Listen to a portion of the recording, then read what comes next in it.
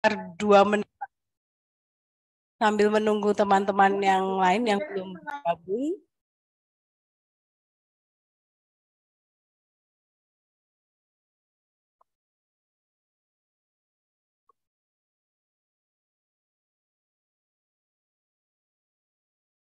Oke,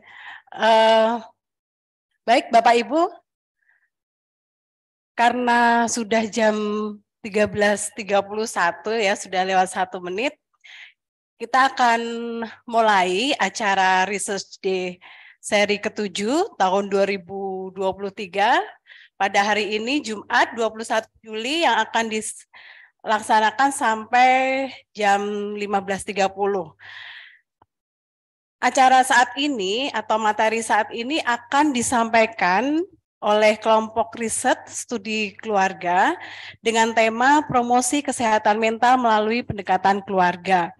Jadi nanti akan disampaikan, selamat datang Mas, akan disampaikan oleh 2 narasumber kita. Yang pertama adalah Grace Kilis, CMC PhD psikolog, dan yang kedua oleh Latifah Hanum, MC psikolog. Nah, Bapak Ibu, sebelum acara ini dimulai, saya akan sedikit membacakan mungkin ya urutan acara nanti ya atau rundown secara garis besar. Nanti akan disampaikan setelah pembukaan acara ini ada pemaparan materi oleh narasumber pertama dan kemudian langsung akan dipaparkan materi oleh narasumber kedua. Nah, setelah itu nanti baru akan ada sesi tanya jawab.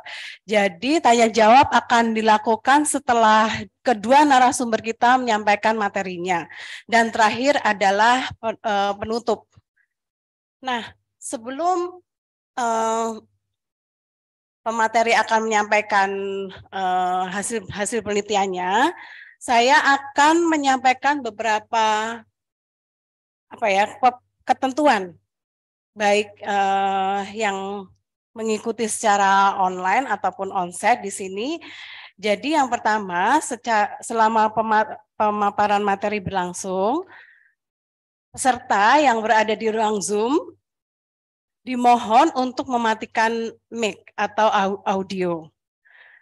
Selain itu, nanti atau ini sudah di-record ya, jadi selama acara berlangsung, panitia akan mendokumentasikannya.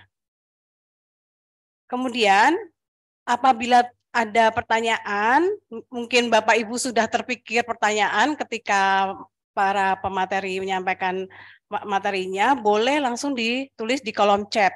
Atau nanti ketika sesi tanya jawab, boleh bertanya secara langsung. Nah, pada kegiatan ini juga peserta yang mengikuti kegiatan hingga akhir acara dan mengisi survei yang nanti dikirimkan oleh panitia di kolom chat akan mendapatkan e-certificate. Dan link rekaman dan e-certificate ini akan dikirim oleh panitia ke alamat email yang didaftarkan oleh peserta. Nah, untuk pendaftaran Research Day berikutnya, karena kegiatan ini secara rutin dilakukan, Bapak Ibu juga bisa melihat atau memantau di akun sosial media, mungkin boleh saya sebutkan secara spesifik ya, Instagram. Jadi nanti Bapak Ibu boleh nanti melihat-lihat di Instagram, dan kemudian bisa juga atau bertanya melalui mengirim email ke rpm.fpc.ui@gmail.com. Ya, itu. Demikian beberapa hal yang saya sampaikan. Baik, tanpa berlama lagi kita akan mulai acara sesi pemaparan. Yang pertama, akan disampaikan materi oleh Dr. Grace. Nah, sebelumnya mungkin saya akan sedikit memperkenalkan Dr. Grace ini siapa gitu ya. Mungkin di sini sudah banyak yang tahu juga. Dr. Grace Kilis merupakan dosen di Fakultas Psikologi Universitas Indonesia sejak 2007. Beliau memperoleh gelar doktor pada tahun 2002 dari Central Queensland University, Australia. Nah, beliau ini memiliki minat terhadap pemberdayaan keluarga dan religiusitas sebagai faktor protektif yang dapat mempromosikan kesehatan mental di Indonesia. Sehingga berbagai penelitian yang sedang ataupun telah dilakukan itu berkaitan dengan topik-topik tersebut. Termasuk saat ini sedang ada beberapa penelitian dan juga penelitian payung yang dilaksanakan bersama dengan kelompok riset studi keluarga. Selain itu, Dr. Grace merupakan psikolog klinis yang telah aktif kurang lebih selama 16 tahun dan fokus di bidang kesehatan mental serta kesejahteraan psikologis. Bapak Ibu, mungkin kita tanpa menunda lagi akan bersama-sama mendengarkan materi yang akan disampaikan oleh Dr. Grace. Mbak Grace, silakan. Iya, terima kasih Mbak Santi.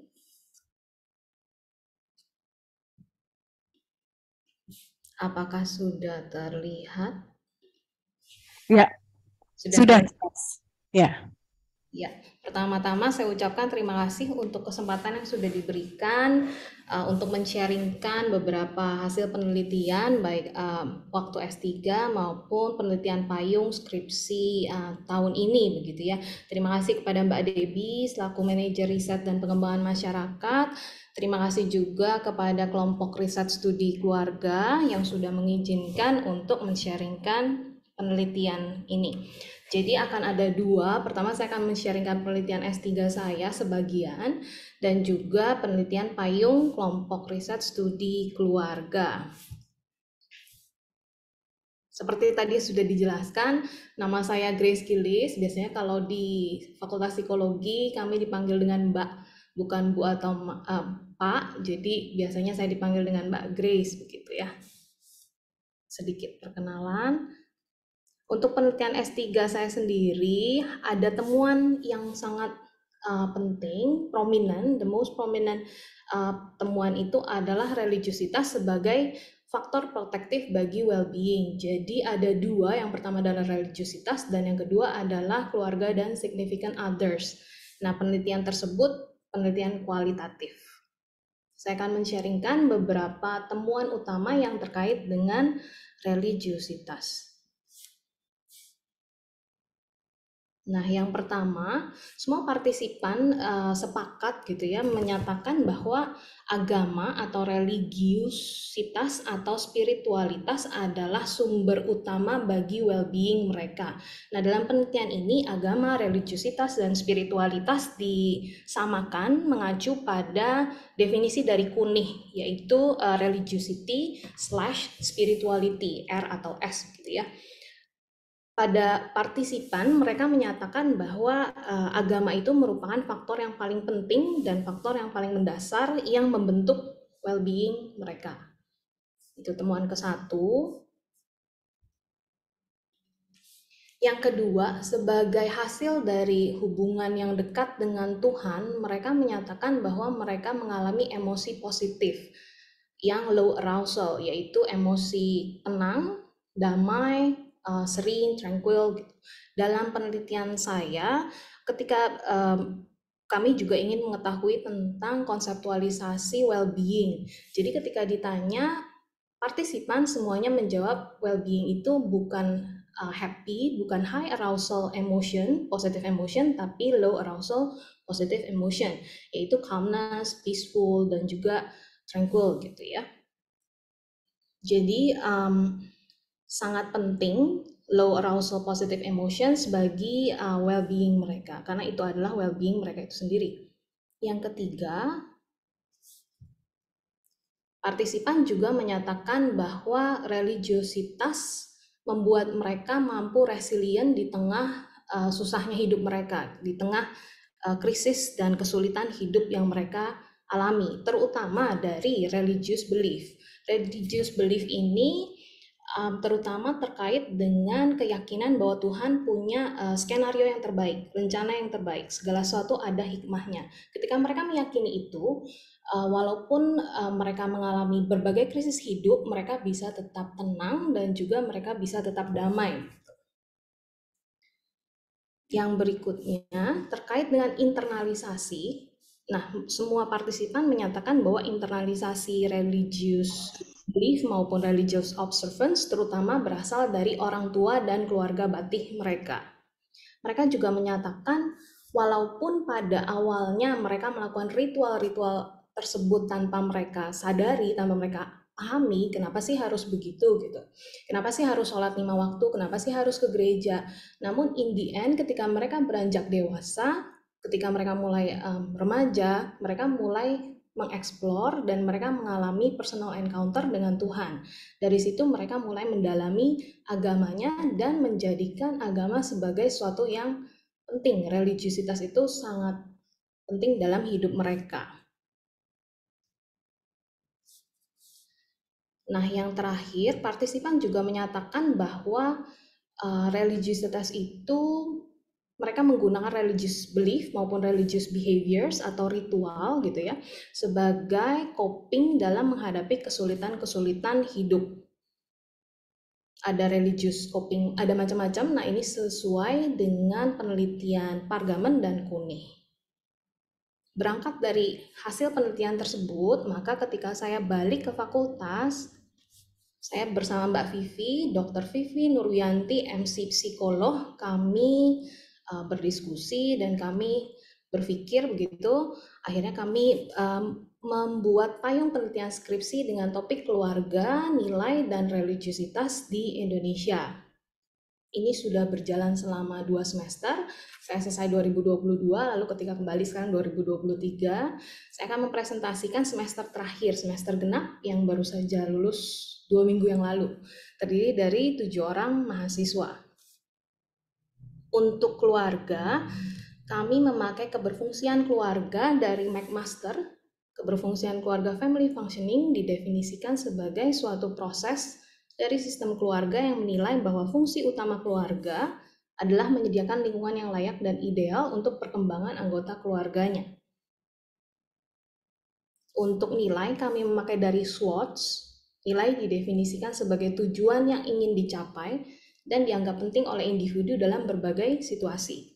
Dia punya beberapa tingkat kepentingan yang bervariasi, ada tipe-tipenya, dan membentuk suatu prinsip dalam hidup individu tersebut. Nah, ini ada penjelasan tentang nilai, sumbernya dari Miles dan Yeh. Jadi ada 10 tipe nilai yang bisa dikelompokkan menjadi 4 higher order values. Saya tidak akan membahas secara detail, saya akan membahasnya di belakang ketika terkait dengan hasil penelitian. Untuk religiusitas sendiri, karena ini penelitian fase awal, maka kami memutuskan untuk mengambil teori klasik religiusitas, orientasi religiusitas yang berdasarkan pada teori Allport. Jadi ada intrinsik dan ada ekstrinsik.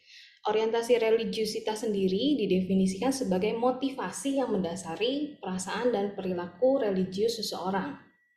Orientasi religiusitas intrinsik itu adalah religion as an end to itself. Jadi agama untuk tujuannya agama itu sendiri, itu hubungan dengan Tuhan. Sementara kalau orientasi religiusitas ekstrinsik, religion as a means, cara untuk mendapatkan goal yang lain. Ini bukan sesuatu yang buruk gitu ya. Goal yang lain contohnya misalnya perasaan tenang, damai, social support dari komunitas agama. Jadi kedua orientasi ini berdiri sejajar, bukan yang satu lebih baik daripada yang lain. Untuk partisipan, total partisipannya ini adalah penelitian kuantitatif. Total partisipan 309, emerging adulthood, usia 18 sampai 23 tahun. Metode pengambilan datanya online. Alat ukur yang digunakan ada 3 karena ada 3 konstruk. Untuk family functioning kami memakai Family Assessment Device, FAD. Lalu untuk SWOT kami pakai PVQ. Untuk religiusitas Allport kami pakai Religious Orientation Scale Revised.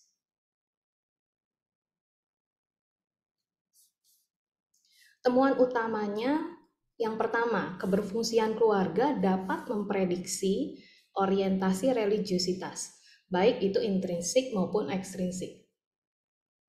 Namun demikian, keberfungsian keluarga lebih dapat memprediksi orientasi religiositas yang ekstrinsik daripada yang intrinsik.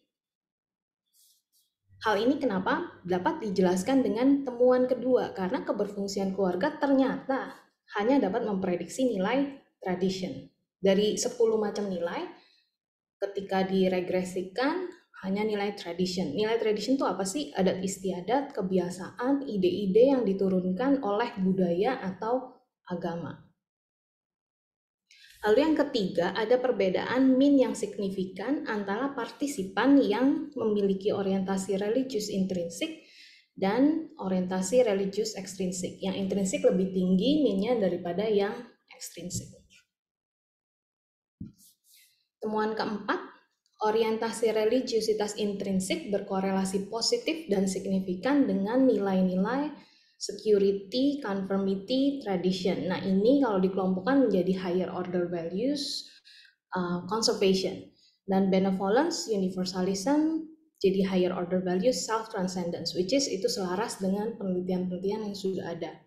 Dan orientasi religiusitas intrinsik berkorelasi secara negatif dengan hedonism dan power. Lalu untuk yang kelima, orientasi religiusitas ekstrinsik berkorelasi positif dan signifikan dengan seluruh nilai, kecuali self-direction dan universalism. Temuan terakhir, dibuat urutan prioritas nilai pada emerging adulthood, usia 18 sampai 23 tahun di Indonesia cukup mengejutkan karena hasil yang ke-1 benevolence, kedua universalism, security, self-direction, dan conformity. Ternyata masih tidak berbeda jauh dengan hasil penelitian-penelitian yang sebelumnya yang dilakukan 10 tahun yang lalu. Cuma beda ranking ordernya, namun tetap intinya ini juga gitu ya. Yang ke-1 benevolence itu apa sih? Itu nilai kebajikan, perilaku prososial dengan orang yang kita kenal. Kalau universalism itu dengan seluruh umat manusia dan juga dengan alam. Kalau security, nilai-nilai keamanan, harmoni, kestabilan. Yang keempat, self-direction itu terkait dengan nilai kemandirian, meng-create sesuatu, dan creativity. Yang kelima, conformity itu mengontrol perilaku agar dapat selaras dengan norma dan ekspektasi sosial yang berlaku. Nah, ada berdasarkan 6 hasil utama, maka sarannya adalah melakukan penelitian lanjutan, mengingat ini penelitian awal. Nanti setelah ini kami akan melakukan penelitian tentang religiosity dan spirituality dan well-being. Contohnya misalnya meneliti tentang religious coping dan juga spiritual well-being. Yang kedua, karena keberfungsian keluarga ditemukan dapat memprediksi orientasi religiositas, maka penting untuk menjaga komunikasi yang jelas dan terbuka dalam keluarga, pemecahan masalah yang kolaboratif, peran yang fleksibel, dan juga keterlibatan afektif yang pas, yang sesuai dengan konteks, dan juga adanya aturan yang jelas dalam keluarga itu sendiri. Lalu yang ketiga, menginkorporasikan faktor religiositas dan nilai, benevolence, universalism, security, self-direction, dan conformity dalam mengembangkan intervensi promotif dan preventif bagi kesehatan mental. Sekian dari saya. Bila ada pertanyaan nanti bisa in the end of setelah Hanum gitu ya. Dikembalikan kepada Mbak Santi, silakan Mbak Santi. Terima kasih. Baik, terima kasih Mbak Grace. Saya masih adaptasi ini untuk menghadap ke Mbak Grace, ke sana atau ke sana kayaknya paling benar ya. Baik, terima kasih Mbak Grace untuk pemaparan hasil penelitiannya yang sangat menarik. Mungkin nanti teman-teman yang lebih ingin ngulik lagi soal variabel-variabel, bisa bertanya pada sesi tanya jawab ya, atau kalau sudah terpikir buat teman-teman yang ada di ruang Zoom bisa langsung menuliskan di kolom chat. Nah, mungkin sebelum saya masuk atau mempersilahkan narasumber yang kedua, terlebih dahulu saya akan kembali menyampaikan beberapa hal tata tertib buat Bapak Ibu tadi mungkin yang agak terlambat untuk masuk ke ruang Zoom ya. Jadi Bapak Ibu tetap dimohon untuk mematikan mic atau audio, dan selama sesi berlangsung panitia juga mendokumentasikan acara ini, dan seperti yang sudah saya sampaikan tadi, kalau ada tanya jawab atau kalau ada pertanyaan bisa langsung ditulis di kolom chat atau nanti pada sesi tanya jawab. Nah, kemudian untuk peserta nanti dimohon pada akhir acara mengisi survei yang akan dikirim panitia melalui kolom chat untuk mendapatkan e-certificate. Dan link rekaman dan e-certificate juga akan dikirim ke alamat email yang sudah Bapak Ibu daftarkan. Nah, untuk mengikuti untuk mengetahui acara Research Day, topik-topik apa saja yang nanti akan dilakukan, nanti Mbak Debbie dan tim juga akan menyampaikan di media sosial ya, di Instagram. Jadi Bapak Ibu nanti bisa sering-sering atau rajin untuk membuka sosial media Fakultas Psikologi, atau bisa bertanya langsung melalui email di rpm.fc.ui@gmail.com. Maaf, saya ulangi ya, rpm.fc.ui@gmail.com. Baik, di sini saya masih ada satu narasumber lagi, yaitu Mbak Hanum. Saya mau menyapa, saya menyapanya dari sana ya, yang benar. Oke, Mbak Hanum, sebelum menyampaikan materinya, saya akan sedikit memperkenalkan siapa beliau ya. Saya akan membacakan sedikit profilnya. Latifah Hanum, nama lengkapnya. Merupakan dosen Fakultas Psikologi Universitas Indonesia yang saat ini sedang menjalankan tugas belajar S3. Jadi beliau tidak sedang di Indonesia, tepatnya di University of Queensland, Australia. Nah, selain mengajar di Fakultas Psikologi UI, beliau juga seorang psikolog klinis. Hanum memiliki minat yang besar terhadap bidang geriatri dan banyak melakukan penelitian untuk mengkaji kondisi lansia di Indonesia. Nah, beberapa penelitian atau hasil yang sudah dilakukan oleh Mbak Hanum dan tim risetnya ini antara lain instrumen untuk mengukur kesejahteraan psikologis lansia Indonesia, dan juga mengembangkan intervensi mengenai bagaimana mengelola rasa sakit dan stres bagi lansia yang mengalami nyeri kronis. Nah, sesuai dengan minatnya tersebut, maka dalam studi doktoralnya saat ini meneliti mengenai relasi orang tua dan anak dewasa yang tinggal dalam satu rumah. Nah, beberapa publikasi baik secara akademik ataupun populer juga mungkin Bapak Ibu bisa ditemukan ya, kalau coba googling gitu sudah banyak dihasilkan juga.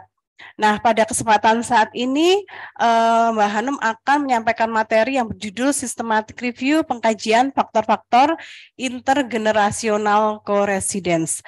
Baik, tanpa berlama-lama lagi, Mbak Hanum, saya persilahkan untuk menyampaikan atau sharing materinya. Terima kasih, Mbak Hanum. Thank you, Mbak Santi. Suara saya terdengar ya? Iya, jelas. Oke, selamat sore Bapak Ibu, teman-teman semua. Saya nggak tahu kalau yang di ruangan, kayaknya saya lihat ada 2 orang, tapi nggak terlihat wajahnya, mohon maaf. Tapi di ruang Zoom ini, saya melihat ada senior-senior, kolega, dan teman-teman sekolah saya kayaknya juga ada di sini. Selamat sore semuanya. Selamat siang, sorry. Di sini udah sore. Ya, Mbak. Saya izin share screen dulu sebentar. Oke.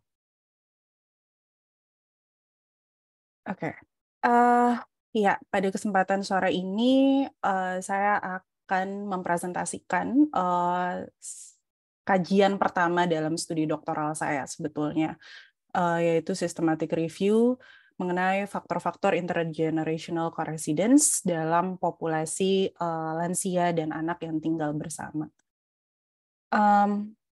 Tapi sebelum saya mulai, saya mau memperkenalkan diri dulu. Ini wajah saya yang lebih jelas. Mudah-mudahan tidak beda ya, asli dan fotonya. Seperti yang tadi Mbak Santi sudah perkenalkan, saya dosen di Fakultas Psikologi UI, saya juga anggota kelompok riset studi keluarga, dan pada saat ini saya adalah mahasiswa PhD tahun pertama di The University of Queensland, Australia. Saya sekolah di sini dengan pembiayaan Research Training Program RTP Scholarship UQ, jadi itu adalah beasiswa yang dikelola oleh UQ secara langsung. Studi doktoral saya selama di UQ ini dibimbing oleh Dr. Teresa Scott dan Dr. Peter Newcomb. Ya. Oke, hari ini pada kesempatan kali ini saya ada 4 agenda utama yang akan saya sampaikan dalam presentasi saya, mulai dari penelitian apa sih yang sedang saya lakukan gitu ya, dan kenapa penelitian ini patut untuk dilakukan, lalu tujuan dari penelitiannya, cara saya mengerjakan penelitian ini, dan kemudian kita akan membahas mengenai hal-hal yang saya peroleh di akhir penelitian ini. Sebagai perhatian untuk Bapak, Ibu, dan teman-teman semua, karena penelitian ini sedang dalam proses peer review, jadi materinya tidak akan dibagikan secara dalam bentuk handout. Kalau ada Bapak, Ibu, ataupun teman-teman yang ingin berdiskusi lebih lanjut dengan saya, silahkan untuk menghubungi saya via 2 email ini, salah satunya saja. Keduanya saya buka tiap hari, jadi insya Allah saya akan menjawab secara cepat pertanyaan Bapak, Ibu, dan teman-teman semua. Oke,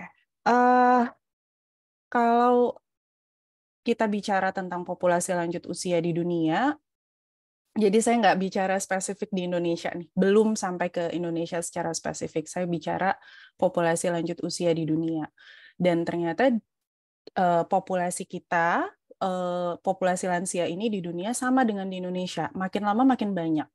United Nations melaporkan di tahun 2020 gitu ya, ada 9,3% penduduk dunia itu adalah lansia. Dan jumlah ini akan terus meningkat. Dan dikabarkan di 2050 mungkin populasi lansia itu meningkat sampai 16%. Sebetulnya secara angka, ini menunjukkan bahwa tingkat tingkat kesehatan individu itu semakin membaik gitu. Berarti makin banyak orang panjang umur. Tapi masalahnya juga adalah ada hal-hal yang patut kita perhatikan ketika lansia itu semakin tinggi populasinya di dunia ini. Dan kemudian bersamaan dengan kenaikan jumlah populasi lansia di dunia, terjadi juga ada krisis ekonomi yang kemarin kayaknya setelah pandemi atau karena ada pandemi, krisis ekonomi dunia itu menjadi semakin tinggi, inflasi makin banyak. Lalu penurunan tingkat fertilitas, makin banyak juga pasangan-pasangan yang menunda punya anak atau memilih untuk tidak punya anak, atau bahkan itu pasangan. Ada juga orang-orang yang kemudian memilih untuk lebih fokus berkarir dan tidak menikah. Dan ada peningkatan tingkat pendidikan yang berdampak pada struktur keluarga serta cara pengaturan tempat tinggal mereka. Mungkin sambil dengerin saya presentasi, boleh nih sambil berefleksi terhadap pengalaman diri ataupun lihat sekitar. Karena struktur keluarga yang tadinya misalnya kalau di Indonesia tuh pasangan setelah menikah keluar dari rumah. Mungkin kita ketemu nih beberapa orang-orang, beberapa keluarga di tetangga kita gitu ya, yang anaknya udah menikah tapi kok tetap di rumah gitu. Malah anaknya 2 sudah menikah, dua-duanya ada di rumah, tinggal di rumah orang tuanya secara bersama-sama gitu ya. Itu adalah perubahan-perubahan yang terjadi dan ternyata tidak hanya di Indonesia, tapi juga secara global. Secara umum ada saya selalu mengelompokkan tipe-tipe pengaturan tempat tinggal itu dalam 3 kategori besar saja sebetulnya. Ada living alone, jadi lansia itu hanya tinggal sendiri atau bersama pasangannya. Jadi alone di sini tidak harus dia betul-betul sendiri gitu ya di rumahnya, tapi bisa jadi dia hanya tinggal bersama pasangannya. Itu dikategorikan living alone. Living with children, lansia tinggal dalam rumah tangga 2 generasi, di mana ada anak yang tinggal bersama lansia tersebut. Atau living in institution, tinggal di institusi, misalnya panti werda, baik swasta maupun yang disediakan oleh pemerintah. Lalu ada juga tipe-tipe pengaturan tempat tinggal lainnya, seperti tinggal sama cucu gitu ya, tanpa kehadiran anak. Jadi kadang-kadang ini terjadi karena anak harus pergi bekerja keluar kota, dia menitipkan anaknya, yang mana berarti cucunya si kakek dan nenek ini, untuk tinggal di rumah kakek dan nenek. Lansia tinggal bersama keluarga besar tanpa kehadiran keluarga inti, misalnya lansia tinggal sama adiknya, sama kakaknya gitu ya. Atau lansia tinggal sama sekali dengan orang lain. Jadi tidak ada hubungan keluarga. Lansianya tinggal sama orang lain yang tidak ada hubungan keluarga dengan dia. Nah, secara spesifik saya mengangkat tema lansia dan anak dewasa. Kenapa? Karena saya melihat sebetulnya fenomena lansia tinggal bersama anak yang sudah dewasa ini secara global terjadi, tidak hanya di negara kita gitu ya. Dan biasanya mereka tinggal sama-sama dengan beberapa alasan, mulai dari kondisi kesehatan, baik fisik maupun psikologis, dan ini dari dua belah pihak ya, Bapak, Ibu, dan teman-teman semua. Jadi bukan semata karena lansianya. Yang biasa kita dengar kan, karena lansianya sakit, jadi anaknya tinggal sama dia. Karena lansianya baru ditinggal meninggal pasangan, jadi anaknya tinggal sama dia. Tidak selalu begitu, karena ternyata anak-anak yang bercerai juga akhirnya biasanya kembali ke rumah orang tua dan mencari perlindungan dari orang tuanya gitu ya. Lalu ada kondisi finansial dan ada budaya. Secara spesifik budaya ini biasanya dikaitkan pembahasannya dengan nilai filial piety atau bahasa Indonesianya apa ya? Kebaktian sebetulnya, bagaimana kita berupaya untuk membaktikan diri terhadap keluarga.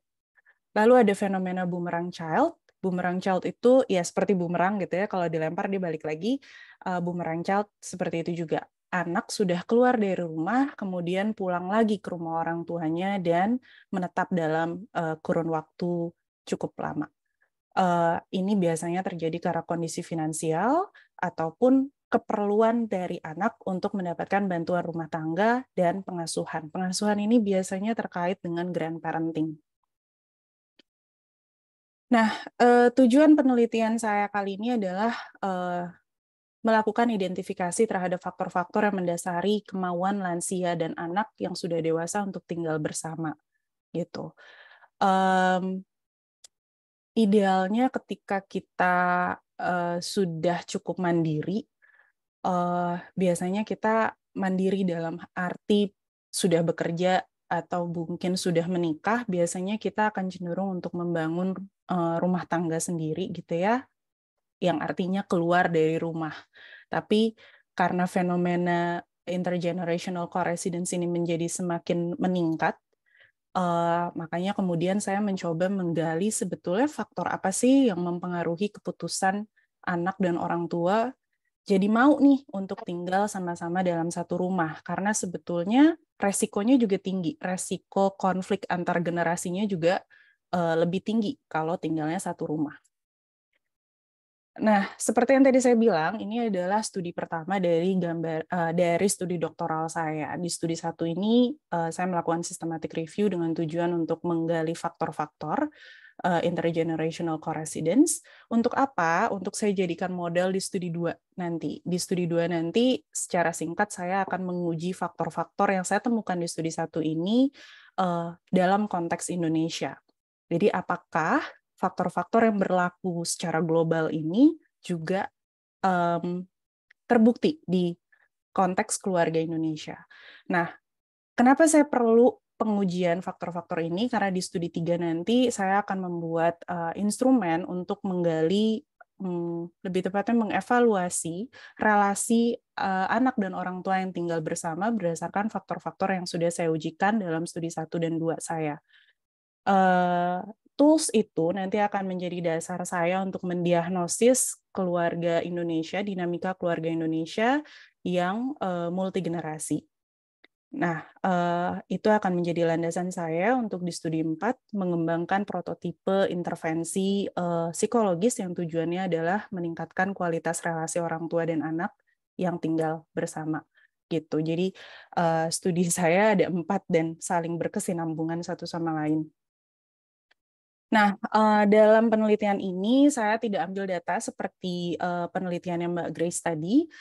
Saya lebih banyak membaca literatur untuk memahami situasi yang terjadi terkait topik yang saya teliti. Sebentar, saya mau menghilangkan ini. Oke. Saya menggunakan framework the systematic review, dan systematic review ini sudah terdaftar di Prospero. Kalau Bapak Ibu ataupun teman-teman mau cek protokolnya seperti apa, silahkan di googling saja Prospero, kemudian masukkan registration number. Di sini sudah saya masukkan, jadi Bapak Ibu bisa mereplikasi protokol penelitiannya jika memang perlu. Ada 5 database yang saya gunakan, CINAHL, Embase, PsycInfo, PubMed, dan Scopus. Kenapa saya gunakan 5 database ini dan tidak yang lain? Sebenarnya ada banyak database yang bisa digunakan, tapi saya hanya menggunakan 5 ini karena setelah saya melakukan literatur review sebelumnya, saya menemukan bahwa topik-topik intergenerational co-residence banyak ditemukan pada publikasi-publikasi yang ada di database 5 database ini gitu. Jadi setelah saya juga berkonsultasi dengan librarian di UQ, akhirnya saya memutuskan menggunakan 5 database ini. Pencarian artikel dilakukan dari sejak database ini berdiri sampai September 2022. Jadi saya bisa saja menemukan publikasi tahun-tahun lama, 90-an, bahkan 70-60-an kalau memang masuk di dalam database. Kata kunci yang saya gunakan adalah intergenerational relations, co-residence, parent-adult-child co-residence, adult children, elderly, dan well-being. Kenapa saya memilih kata kunci itu? Tadinya sebenarnya lebih banyak kata kuncinya, tapi kemudian dalam pencarian saya menyadari bahwa semakin banyak keyword yang saya pakai, semakin banyak pula artikel yang akan saya dapatkan. Dan itu membuat penelitian ini jadi lebih susah untuk dikerjakan gitu. Jadi akhirnya saya mencoba menyederhanakan dengan menggunakan medical subject headings. Itu kayak kamus gitu ya, kamus di mana saya bisa menemukan kata-kata yang lebih efektif untuk mewakili hal yang saya cari. Misalnya intergenerational relationship gitu ya. Ternyata dalam medical subject headings itu intergenerational relations itu sudah mewakili intergenerational relationship, cohabitation, apalagi ya, ya kata-kata yang serupa tuh akhirnya terpayungi oleh intergenerational relations gitu. Co-residence juga demikian, well-being itu mewakili quality of life, life satisfaction, psychological well-being, subjective well-being, apalagi ya kayaknya itu deh. Jadi tadinya keyword saya tuh lebih banyak, cuma akhirnya kami sederhanakan menjadi 1, 2, 3, 4, 5, 6 keyword ini saja. Nah, dari 6 keyword yang digunakan ini, saya mendapatkan artikel, bisa dilihat di sini nih, mudah-mudahan cukup jelas, ada 467 artikel yang saya dapatkan. Bisa Bapak Ibu lihat, dari Scopus saya dapat 299, kurang satu lagi untuk jadi 300 gitu ya. PsycInfo saya dapat 89 dan seterusnya. Lalu semua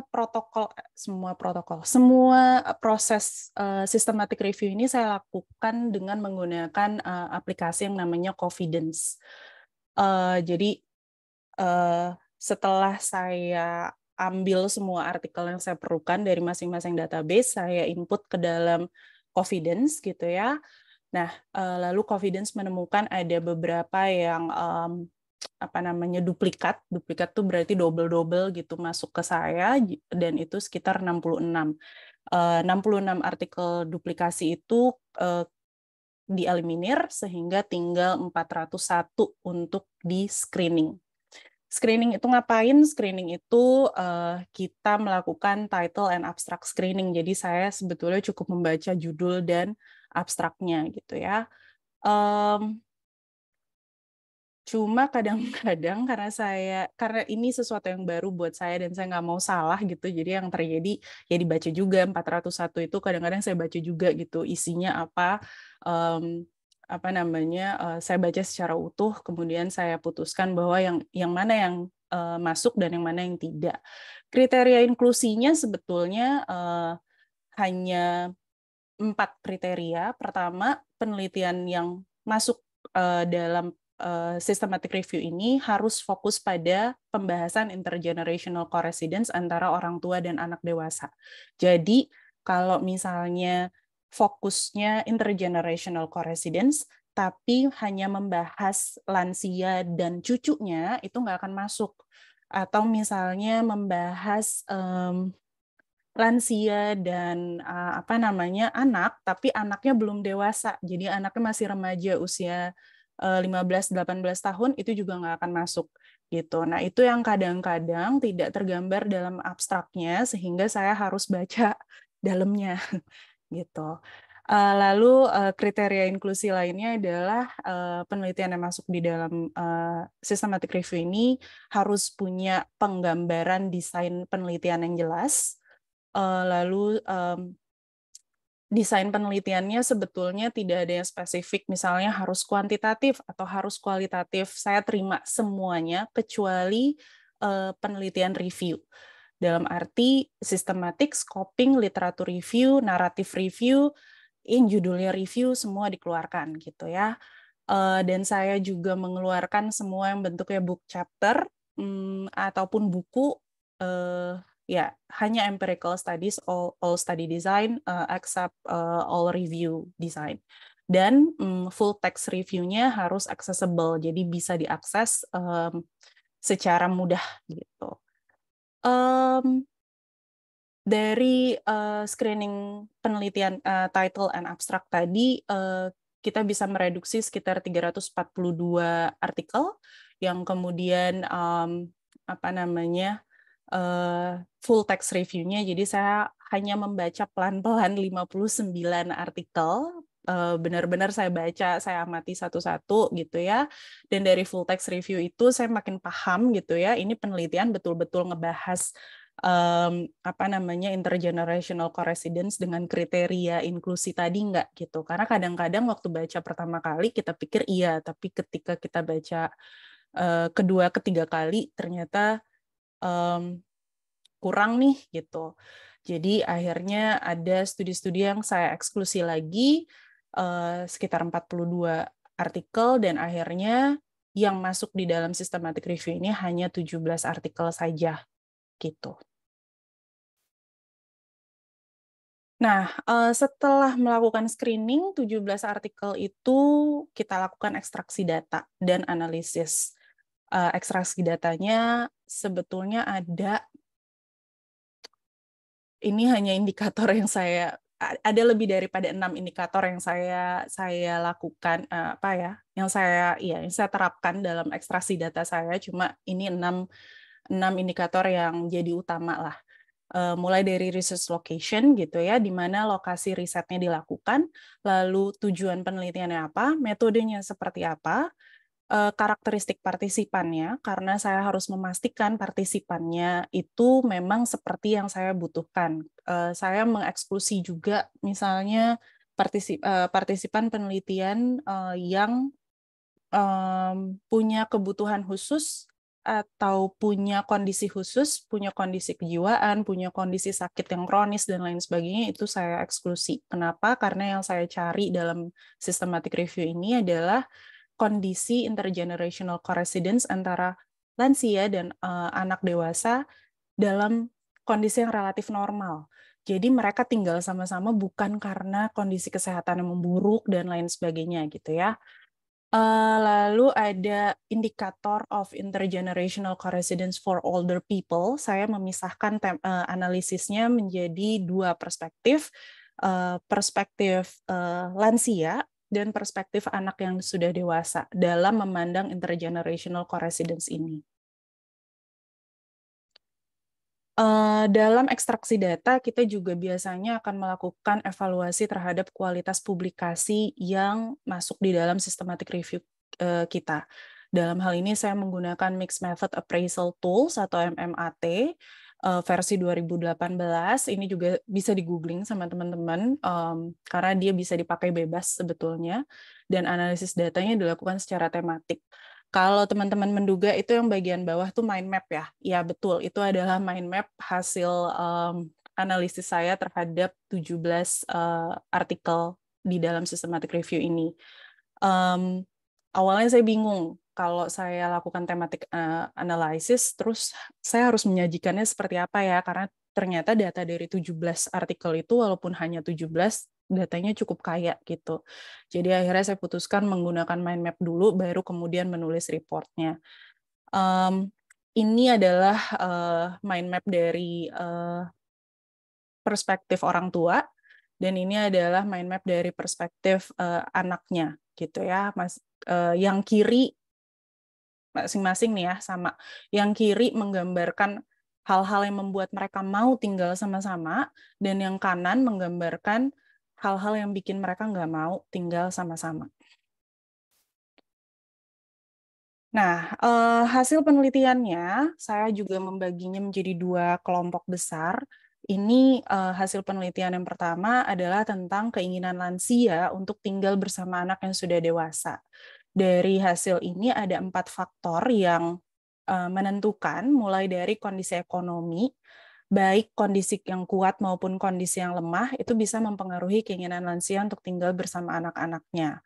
Nah, biasanya nih, asumsi awalnya adalah banyak penelitian yang bilang orang tua dan anak yang tinggal sama-sama itu adalah akibat dari kebutuhan orang tua untuk mendapatkan support finansial dari anak. Tapi pada kenyataannya, systematic review yang saya lakukan menunjukkan data yang sebaliknya. Orang tua itu justru mau tinggal sama anaknya ketika mereka punya kondisi ekonomi yang kuat untuk mensupport keluarga dia, baik keluarga lansia itu sendiri maupun keluarga anak yang tinggal bersama mereka, gitu ya. Justru kalau lemah, mereka cenderung untuk nggak mau tinggal sama-sama, tinggal sendiri-sendiri aja. Lalu karakteristik demografis, kondisi kesehatan, baik secara fisik maupun mental, ada status pernikahan orang tua, usia, tingkat pendidikan, dan jumlah anak, itu juga akan mempengaruhi kemauan lansia untuk tinggal sama anaknya. Misalnya di beberapa penelitian di Asia Timur menyatakan bahwa perempuan lansia yang usianya sudah cukup senior menolak untuk tinggal sama anak-anaknya. Kenapa? Karena dia merasa kalau tinggal sama anak dia nggak bisa ngapa-ngapain lagi, dia nggak bisa mensupport anaknya. Jadi lebih baik dia tinggal sendiri daripada tinggal sama anaknya dan tidak bisa memberikan bantuan, terutama bantuan untuk mengurus rumah tangga. Lalu ada sistem kekerabatan, belief filial piety yang mendorong hadirnya harapan kesediaan anak untuk merawat orang tua. Jadi di beberapa negara, kembali lagi salah satunya adalah di Asia Timur, mereka sangat percaya bahwa anak itu harus bertanggung jawab terhadap orang tuanya. Sehingga ketika orang tua masuk ke tahapan lansia, mereka punya harapan anak itu akan merawat mereka. Dalam hal ini, merawat tuh lebih ke akan tinggal bersama. Jadi either anaknya setelah menikah tetap di rumah atau mereka ikut anaknya pindah ke rumah anaknya itu gitu. Lalu ada juga karakteristik anak yang menjadi pertimbangan, misalnya tingkat pendidikan, status pernikahan, anak yang belum menikah cenderung tinggal bersama orang tuanya, dan kalau sudah menikah cenderung akan orang tua lebih ikhlas untuk udah sana pergi dari rumah gitu. Lalu ada usia dan kondisi pengaturan tempat tinggal saat ini. di mana lansia lebih mau untuk tinggal sama anaknya ketika dia jadi partisipan gitu ya. Biasanya kita tanya tuh current living arrangement-nya kayak apa. Lalu kalau dia bilang dia sekarang saat ini tinggal sama anaknya, kalau ditanya di masa yang akan datang mau nggak tinggal sama anaknya, itu cenderung lebih mau daripada orang tua yang udah tinggal sendiri. Biasanya mereka tetap ingin tinggal sendiri gitu. Mudah-mudahan nggak bingung. Nah, dalam penelitian saya ini, saya juga mencoba untuk menganalisa berbasis region gitu ya. Karena kan biasanya dibilang orang-orang Asia tuh lebih mendukung intergenerational co-residence. Jadi anak dan orang tua tinggal. Orang-orang Asia, orang-orang dari negara-negara timur dunia itu biasanya lebih cenderung guyup. Sementara yang dari barat lebih cenderung individual gitu ya. Ternyata nggak juga, Bapak Ibu dan teman-teman. Kalau di sini dilihat, tapi memang dinamikanya berbeda. Kalau di sini bisa dilihat nih, saya membagi 4 region ya, Amerika, Eropa, Asia Timur, dan Asia Tenggara. Amerika ini bukan United States, tapi benua Amerika itu. Di region Amerika ini stabilitas kondisi ekonomi itu mendukung untuk mereka, untuk lansia mau tinggal sama anak-anaknya. Jadi kalau kondisi ekonomi mereka nggak bagus, mereka nggak mau tinggal sama-sama. Begitu juga di Asia Timur, begitu juga dengan Asia Tenggara. Jadi negara kita juga kayak gitu. Yang bilang tekanan ekonomi itu bisa mendorong intergenerational co-residence itu justru wilayah Eropa. Penelitian di Eropa menyatakan bahwa tekanan ekonomi itu membuat lansia lebih mau untuk tinggal sama-sama justru. Lalu penurunan kondisi kesehatan itu juga muncul di Asia Tenggara maupun di Amerika Serikat. Filial responsibility, bahwa anak punya tanggung jawab untuk mengurus orang tuanya. Jadi ada harapan ketika lansia sudah orang tua sudah menua, anak akan merawat mereka, itu muncul dalam tidak hanya di Asia Timur, tapi juga muncul di benua Amerika. Kondisi perekonomian anak yang lemah biasanya juga akan membuat lansia jadi lebih mau untuk menampung anaknya, udah tinggal dulu di sini gitu ya. Walaupun ada penelitian-penelitian yang bilang, terutama di Amerika, penelitiannya bilangnya adalah mereka ada yang bersedia untuk anaknya tinggal terus-terusan sama mereka, tapi juga ada yang untuk sementara waktu saja, jadi sampai sekian masa, kemudian anaknya harus tetap keluar dari rumah gitu. Yang unik mungkin di wilayah Eropa, karena lokasi tempat tinggal juga ternyata menentukan kemauan lansia untuk tinggal sama anaknya atau enggak. Kalau mereka tinggalnya di kota, mereka nggak mau. Tapi kalau mereka tinggalnya di rural area, mereka lebih mau. Kenapa? Salah satunya adalah karena ukuran rumah di kota, di wilayah Eropa biasanya lebih sempit, sehingga privasi mereka untuk tinggal sama anak tuh menjadi agak terganggu gitu. Di Asia sendiri yang khas mungkin ada preferensi gender, di mana kalau Asia Timur itu lebih mengutamakan gender laki-laki. Jadi lansia itu kalau anak laki-laki pertama gitu ya, anak laki-laki yang tua di rumahnya sudah menikah, maka ada harapan dia akan dirawat oleh anak laki-lakinya itu karena si anak sudah dianggap secara budaya sudah dianggap sebagai individu yang dewasa gitu ya. Sementara kalau di Asia Tenggara memang ada preferensi gender juga, tetapi dimaknai berbeda. Tergantung kebutuhan lansianya. Kalau butuh perawatan psikologis, mereka akan cenderung memilih anak perempuan. Tapi kalau butuh perawatan secara finansial, mereka akan memilih anak laki-laki gitu. Kualitas relasi juga menentukan dan karakteristik anak. Jadi karakteristik anak dalam hal ini tidak hanya soal kondisi perekonomian anak yang lemah kalau di Amerika gitu ya. Kalau di sini juga melihat usia anak, tua muda gitu ya, tingkat pendidikan. Kalau anaknya pendidikannya rendah, mereka cenderung mau tinggal sama-sama karena anak yang tingkat pendidikannya lebih tinggi biasanya lebih mandiri dan lebih sibuk. Jadi orang tuanya nggak mau tinggal sama anak-anak yang begitu. lalu status pernikahan, dan jenis kelamin tadi yang sudah saya sebutkan. Nah, ini adalah sudut pandang anak justru. Anak memandang apa sih yang bikin anak mau tinggal sama orang tuanya, walaupun sudah dewasa, gitu ya. Ada 3 faktor besar di sini, mulai dari kondisi ekonomi. Kalau dilihat tadi, kalau orang tua tuh mikirin kalau kondisi ekonomi saya sehat, saya mau gitu ya tinggal sama anak saya. Kalau di sini anak justru berpikir kalau kondisi ekonominya lemah. Karena kalau kondisi ekonominya baik, mereka cenderung mau tinggal mandiri, gitu. Lalu karakteristik demografis ada status pernikahan, status pekerjaan. Status pernikahan tuh kalau anaknya sudah menikah, mereka cenderung mau mandiri, jadi nggak mau tinggal sama orang tuanya. Status pekerjaan, kalau sudah bekerja juga cenderung mau tinggal secara mandiri. Usia, usia ini agak unik nih. Ketika mereka masih muda, mereka cenderung untuk tidak dewasa muda gitu ya, dewasa muda dan sudah bekerja, biasanya mereka cenderung ingin bebas, jadi nggak mau tinggal sama orang tuanya. Ketika mereka sudah masuk ke dewasa madya, umur 40-an berarti mereka mulai berpikir, oh orang tua saya perlu dirawat, boleh deh. Mulai mempertimbangkan untuk, ayo deh tinggal sama-sama deh, atau orang tua diundang tinggal bersama mereka di rumah mereka. Tapi ketika usia mereka sudah 50 menuju 60, biasanya mereka udah lebih enggan untuk tinggal bersama orang tuanya. Kenapa? Karena mereka sudah capek juga. Karena mereka sudah mengalami gejala-gejala penurunan fisik. Jadi udah sama-sama capek, udah sama-sama tua nih gitu. Takutnya tidak bisa memberikan perawatan yang maksimal terhadap orang tuanya yang juga sudah lebih senior lagi.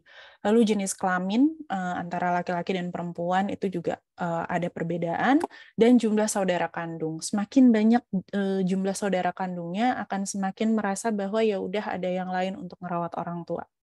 Gitu. Tapi pun kalau misalnya orang tuanya cuma punya 1 anak, alias dia anak tunggal, kemungkinan juga dia kemungkinan besar dari penelitian-penelitian yang saya baca dalam systematic review ini, mereka juga akhirnya tidak punya kesediaan waktu untuk bisa merawat orang tuanya gitu. Jadi serba salah, anaknya tunggal salah, anaknya terlalu banyak juga ternyata nggak membuat anak jadi pengen tinggal bersama orang tuanya. Sistem kekerabatan ada filial responsibility, jadi anak-anak tuh menyadari bahwa mereka punya nih kewajiban untuk merawat orang tuanya, sehingga itu jadi salah satu hal yang memotivasi mereka terlibat dalam intergenerational co-residence. Kembali saya coba bandingkan antar region di sini. Semuanya sih bilang tekanan ekonomi. Paling nggak wilayah Eropa nggak bilang gitu ya, tapi tiga wilayah yang lain menyatakan tekanan ekonomi itu membuat mereka lebih mau untuk terlibat dalam intergenerational co-residence. Lalu status pernikahan biasanya tidak menikah, termasuk bercerai kalau di Eropa, membuat mereka lebih mau untuk terlibat dalam pengaturan tempat tinggal seperti ini.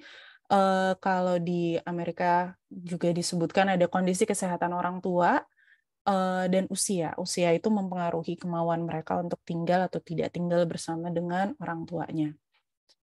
Ada kehadiran cucu di Eropa, baik di Eropa, di Asia Timur maupun Asia Tenggara, kehadiran cucu itu bisa mempengaruhi.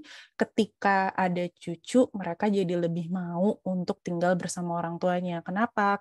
Terutama orang tua yang perempuan.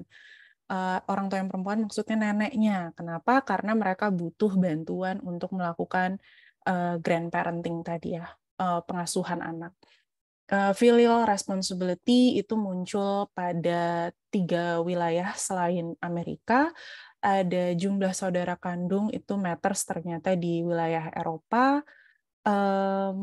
Apa yang belum saya sebutin ya? Udah semua, oke. Ya. Jadi kesimpulannya ada 4 faktor yang mempengaruhi keinginan orang tua untuk tinggal bersama dengan anaknya yang telah dewasa, dan keempat faktor itu tadi yang sudah disebutkan, ada kondisi ekonomi, ada karakteristik demografis, ada sistem kekerabatan dan karakteristik anak. Sementara dari sudut pandang anak ada 3 faktor kondisi ekonomi, karakteristik demografis, dan sistem kekerabatan. Di samping itu, kalau kita bandingkan tadi antar region, memang tidak ada perbedaan faktor intergenerational co-residence, tetapi ada dinamika yang berbeda pada masing-masing wilayah yang patut untuk dipertimbangkan ketika kita bicara intergenerational co-residence spesifik pada wilayah tertentu. Gitu. Ini rasanya adalah slide terakhir saya.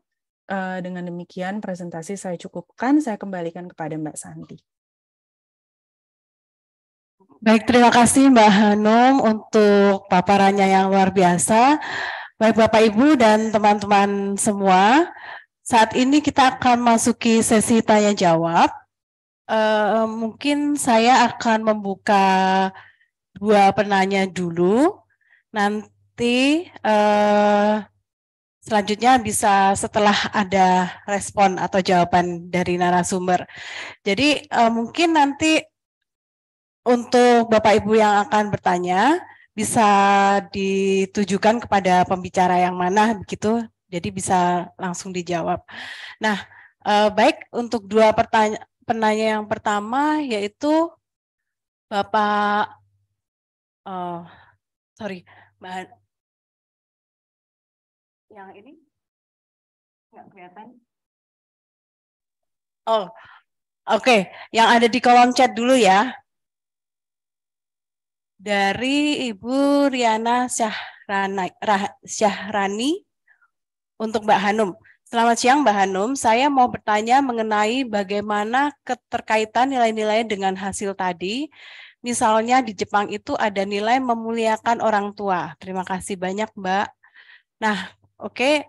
Atau ini akan dijawab dulu oleh Mbak Hanum, kemudian lanjut ke Bapak Agus Daryo. Ya, berarti ke Mbak Hanum dulu. Oke. Oke Mbak Santi. Terima kasih Mbak atau Ibu Riana Sahrani. Keterkaitan nilai-nilai hasil tadi, sebetulnya iya di dalam keluarga. Jadi kalau kita baca hasil penelitian terdahulu, ketika dalam keluarga itu ada transfer value tentang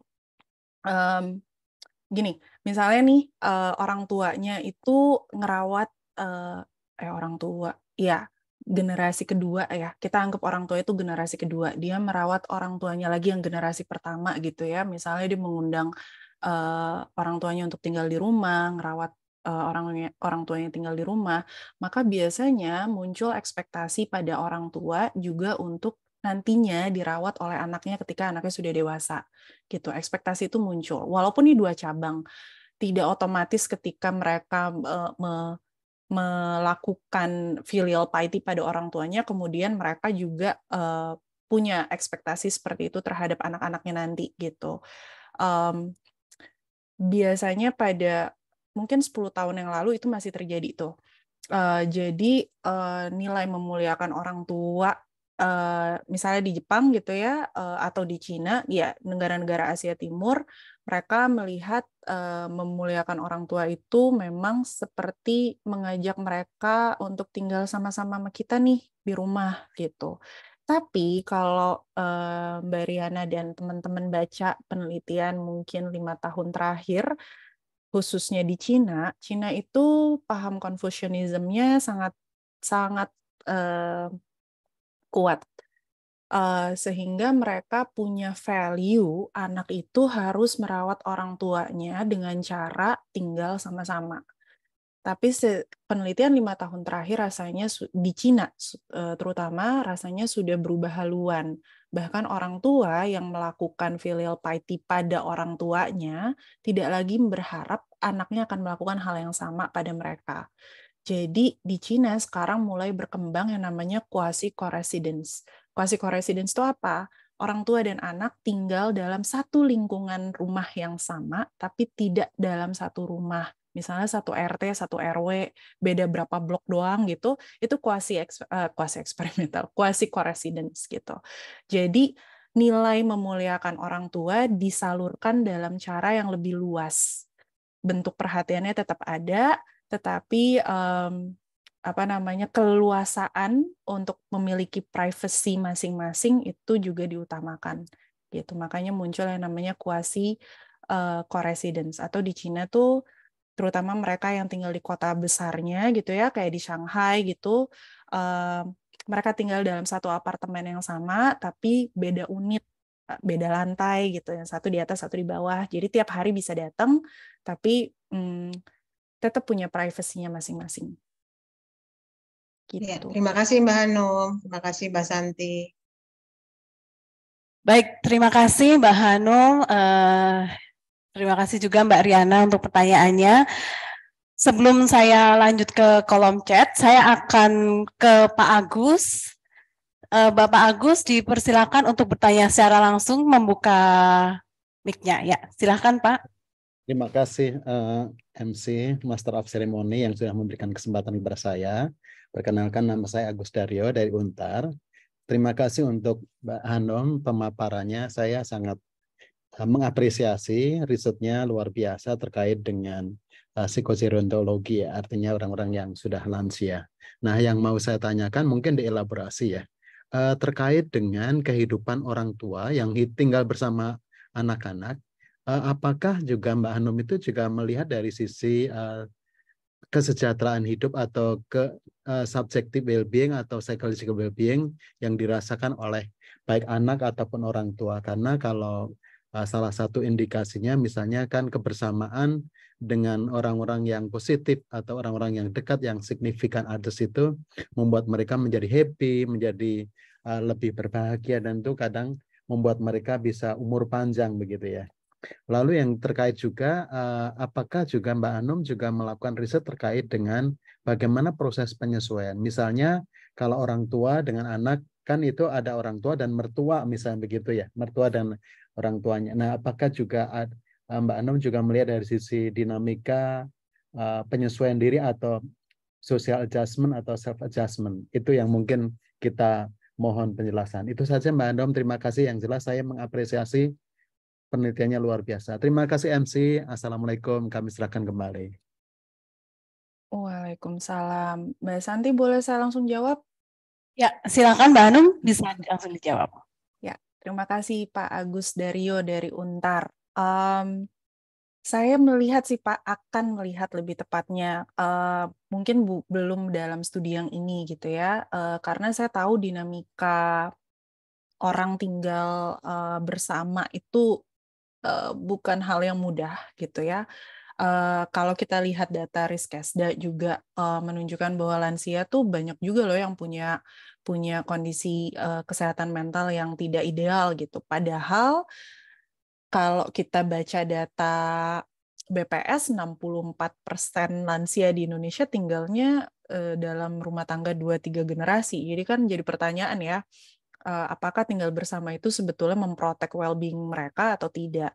Nah, itu sebetulnya dasar kenapa saya mau melakukan 4 studi dalam studi doktoral saya.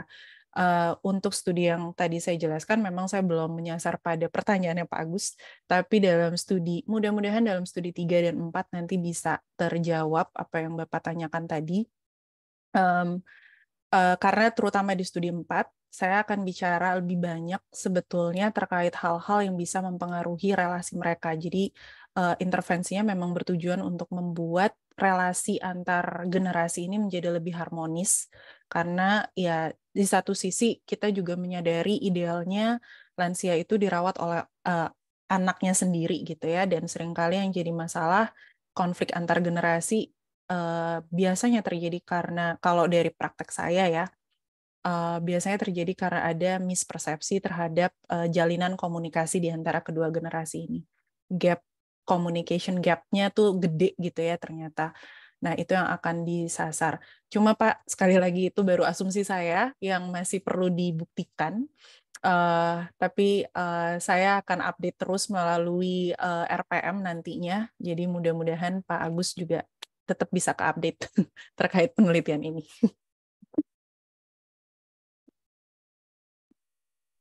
Terima kasih Mbak Hanum, terima kasih MC, Mbak Santi. Assalamualaikum.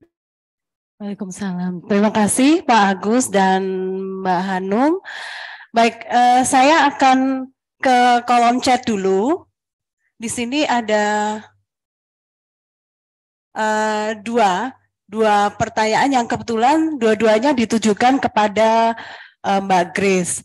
Mbak Grace, saya akan membaca satu, nanti Mbak Grace langsung menjawab atau dua-duanya, Mbak? Akan langsung dijawab. Bagaimana? Karena ini semua. Ya? Ya, silakan dua-duanya, Mbak Santi. Ya. Dua pertanyaan untuk Mbak Grace. Yang pertama, bagaimana perkembangan religiusitas anak dengan kondisi kedua orang tua yang berbeda keyakinan atau tingkat religiusitas? Apa yang sebaiknya dilakukan dengan kondisi demikian terkait penerapan nilai religiusitas dalam keluarga? Terima kasih. Ini dari Ibu Radiatul Fitri. Kemudian yang kedua masih untuk Mbak Grace dari Ibu Lisha Khairani. Pertanyaannya adalah bagaimana bentuk-bentuk inkorporasi religiusitas dengan nilai-nilai untuk menguatkan fungsi keluarga sebagai faktor protektif kesehatan mental. Contoh, kasus pada perilaku seksual bermasalah. Demikian. Mbak Grace, saya persilakan langsung untuk menjawab dua pertanyaan tersebut. Terima kasih. Ya, terima kasih Mbak Santi sudah membacakan pertanyaannya. Terima kasih juga kepada Ibu atau Mbak Radiatul Fitri untuk pertanyaannya terkait dengan bagaimana anak yang memiliki orang tuanya beda agama begitu ya. Kebetulan di penelitian saya tidak meneliti itu. Namun berdasarkan penelitian-penelitian sebelumnya terkait dengan keberfungsian keluarga, ketika ada nilai-nilai yang berbeda termasuk nilai agama akan lebih baik bila orang tua mengkompromikan gitu. Jadi cari titik temunya di mana. Nah, kalau terkait religiusitas mungkin dicari nilai-nilai universal instead of nilai-nilai religi yang spesifik begitu ya, untuk bisa dapat berkompromi dan sehingga si anaknya itu nggak bingung gitu ketika mereka sudah mulai masuk explore religiusitas gimana nih gitu. Itu untuk menjawab pertanyaan dari Mbak Radiatul Fitri. Lalu ada pertanyaan dari tadi ada yang terlewat dari Mbak Kartika Sari Dewi menanyakan kepada saya dan Mbak Hanum. Untuk saya ditanyakan apakah dapat dijelaskan bagaimana relasi keluarga yang memfasilitasi anak menerima kondisi tidak menentu seperti pada saat ini begitu ya, pandemi, krisis. Nah, kembali lagi keberfungsian untuk penelitian sekarang memang tidak menjelaskan, namun saran yang tadi diberikan itu sudah berdasarkan penelitian sebelumnya. Sebelum saya berangkat studi S3, saya dan Mbak Vivi memang banyak meneliti tentang keberfungsian keluarga. Nah, di penelitian-penelitian sebelumnya itu memang hasilnya kalau komunikasi di dalam keluarganya itu terbuka, lalu peran-peran yang ada itu fleksibel, tidak kaku, jadi struktur keluarganya tidak kaku, lalu normanya itu jelas, itu akan lebih baik gitu ya untuk si anaknya bisa menerima pandemi atau apapun situasi yang ada gitu. Nah, mungkin Mbak Hanum mau melanjutkan untuk pertanyaan nomor 2 dari Mbak Kartika Sari Dewi. Yes, thank you Mbak Grace. Mbak Kartika nanya tanggapan saya terkait sandwich generation. Saya agak bingung jawabnya. Ada dua sisi sebetulnya. Kalau kita bicara sandwich generation, dan yang jelas kan tantangannya banyak gitu ya, permasalahannya juga banyak. Dan sebetulnya melalui penelitian ini saya juga ingin menelaah isu itu gitu. Sebetulnya sandwich generation ini adalah isu yang seperti digambarkan saat ini, karena saya juga tahu ada gerakan menolak sandwich generation. Kayaknya lebih banyak yang menolak daripada mengiyakan gitu ya kalau di medsos, karena dianggap tantangannya banyak. Tetapi yang tadi saya bilang, ternyata, dan salah satu penelitian yang masuk dalam 17 penelitian dalam systematic review saya itu salah satunya dari Indonesia. Dan dari penelitian itu ternyata terlihat bahwa anak dewasa yang tinggal sama orang tua itu bukan karena kebutuhan orang tuanya, tapi karena kebutuhan anaknya. Jadi, apakah betul sandwich generation adalah generasi yang paling terbebani, atau justru ini generasi yang masih numpang hidup sama orang tuanya? Itu yang perlu kita perhatikan gitu, karena sandwich generation biasanya juga terjadi pada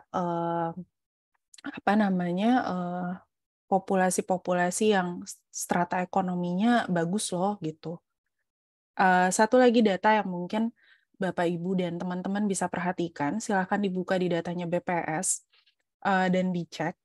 Jadi BPS itu punya satu hasil penelitian khusus tentang lansia, dan di situ bisa dicek berapa banyak lansia yang tinggal di rumahnya, di rumah anaknya atau di rumah orang lain selain rumah dia. Seingat saya, sekitar 80% lansia di Indonesia itu tinggal di rumahnya sendiri. Dan sekitar 64%-nya yang tadi saya bilang tinggal dalam rumah tangga 2 dan 3 generasi. Asumsinya banyak anak-anak yang masih tinggal bersama dengan orang tuanya di rumah orang tuanya. Maka pertanyaannya, sandwich generation ini sebetulnya adalah kelompok yang terbebani atau justru sebaliknya. Itu juga perlu kita cermati. Perlu kita kritisi kali ya. Itu pandangan saya soal fenomena sandwich generation yang lagi marak sekarang.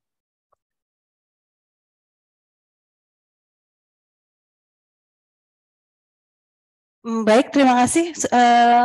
Mungkin ada yang terlewat untuk Mbak Grace. Iya, saya akan jawab untuk yang berikutnya setelah Mbak Kartika Sari Dewi ya Mbak Santi. Oh ya, karena di sini nggak muncul, sorry, jadi nggak kebaca. Iya, betul. Kadang memang teknologi suka berbeda ya.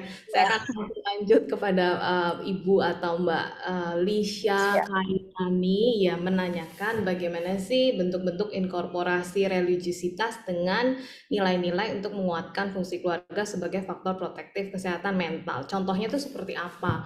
Misalnya ketika intervensi terapi melakukan relaksasi, pada saat relaksasi bisa memakai tergantung agamanya begitu ya, religiusitasnya tuh apa, bisa sambil membayangkan atau menggunakan quote-quote agama misalnya seperti itu. Lalu kalau di ACT itu kan acceptance. Kenapa bisa acceptance? Itu terkait dengan kognitif. Nah, disitulah si religious belief, keyakinan belief itu bisa dimasukkan, diinkorporasi kepada si ACT itu supaya bisa membantu klien untuk lebih dapat menerima kenyataan hidupnya apapun masalah yang dia hadapi begitu. Ya. Terima kasih untuk pertanyaannya Mbak Lisha Kairani, Mbak Santi. Baik, terima kasih Mbak Grace. Saya akan kembali ke teman-teman yang ada di Zoom yang akan bertanya secara langsung, apakah ada? Baik, kalau belum, saya akan kembali ke kolom chat. Di sini saya akan membacakan 2 pertanyaan dulu, dan dua-duanya untuk Mbak Grace. Yang pertama dari Ibu E. Kristanti. Bagaimana sebaiknya menyikapi putra-putrinya yang menjalin hubungan serius dengan berbeda keyakinan beragama? Sebagai orang tua tentunya mempunyai harapan bahwa putra-putrinya akan memiliki pasangan yang sama soal keyakinan agamanya. Sehingga orang tua cenderung tidak akan mencemaskan perkembangan religiusitas putra-putrinya kelak. Itu yang pertama Mbak Grace. Kemudian yang kedua, pada beberapa kasus kekerasan, ada argumen orang tua yang menjadikan nilai religius untuk melegalkan memukul anak karena perintah tersebut ada di dalam kitab suci, yaitu Al-Quran dan Injil. Dalam hal ini, keluarga sepertinya menjadi faktor risiko, khususnya dalam pengasuhan anak. Bagaimana menurut Mbak Grace mengenai hal tersebut? Ya, 2 pertanyaan tersebut Mbak Grace dimohon untuk direspon. Terima kasih. Terima kasih Mbak Santi. Terima kasih untuk pertanyaannya Ibu Kristanti terkait dengan anak yang berpacaran dengan berbeda agama begitu ya. Ya ini kembali lagi dikembalikan kepada keyakinan masing-masing, religiusitas masing-masing. Ada ya memang orang tua harapannya maunya anak-anak berpacaran dengan yang seagama begitu ya. Nah, ketika kembali lagi kepada value yang ditanamkan, kalau menurut saya ketika value-value ditanamkan dengan internalisasi ya ditanamkan pada masa anak-anak itu masa kecil, harapannya ketika mereka sudah masuk usia dewasa, remaja mulai eksplorasi, nilai-nilai yang ditanamkan itu sudah cukup kuat yang bisa menjadi faktor protektif bukan hanya terkait religiusitas sendiri, tapi faktor protektif untuk well-being mereka sendiri, mental health mereka sendiri begitu. Jadi apakah saya tidak akan menjawab apakah boleh atau tidak gitu ya pacaran beda agama karena ini sesinya sesi terkait dengan scientific, religiusitas gitu pengaruhnya dengan well-being dan juga keluarga. Untuk pertanyaan berikutnya dari Ibu atau Reno Intan, bagaimana dengan orang tua yang menjadikan nilai-nilai religius untuk melegalkan? Ya itu sayangnya banyak sekali terjadi gitu ya, ketika pegang klien juga banyak yang akhirannya salah kaprah pemaham interpretasi dari ayat-ayat agama itu salah.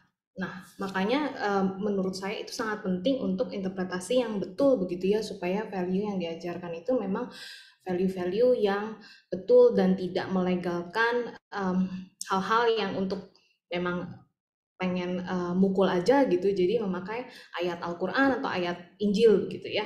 Jadi kembali lagi di mana kalau saya lihat ini akan sangat penting bagi institusi religi, institusi agama untuk benar-benar menanamkan value yang betul begitu. Mbak Santi, silahkan. Baik, terima kasih untuk tanggapannya Mbak Grace. Apakah sudah cukup jelas untuk dua penanya yang terakhir, yaitu Ibu Kristanti dan Ibu Reno Intan? Oh ya, sudah. Teman-teman di sini, oh ya, silakan yang mengikuti secara offline, ada yang bertanya, pakai mic. Halo, tes udah bisa? Apa kedengeran? Ya, sudah terdengar. Oh iya, tadi ada pertanyaan, saya mau nanya untuk Mbak Grace. Saya Niko dari psikologi. Oke. Kenapa? Majuan? Maaf, ini kameranya harusnya auto, tapi ini belum. Jadi mungkin Mas ke depan aja. Oke, ya udah.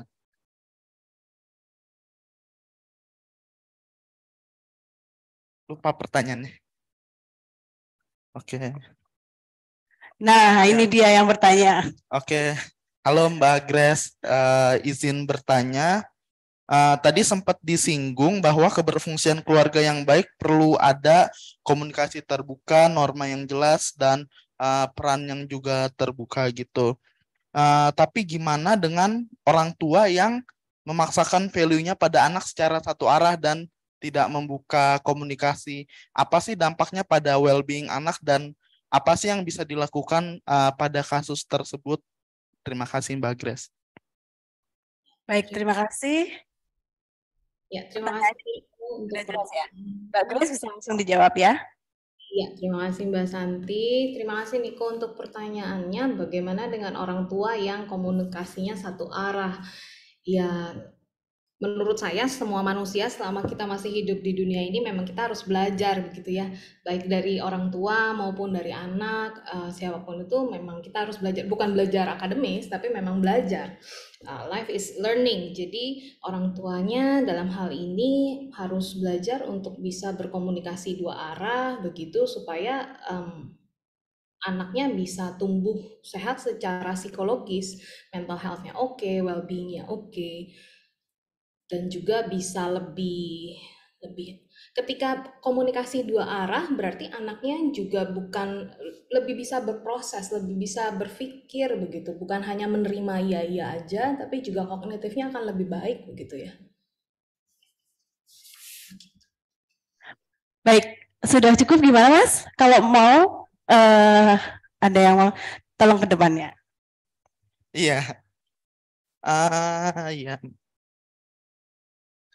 Oke. Tapi berarti dari anaknya sendiri apakah ada yang bisa dilakukan atau pergi ke psikolog disarankan atau bagaimana?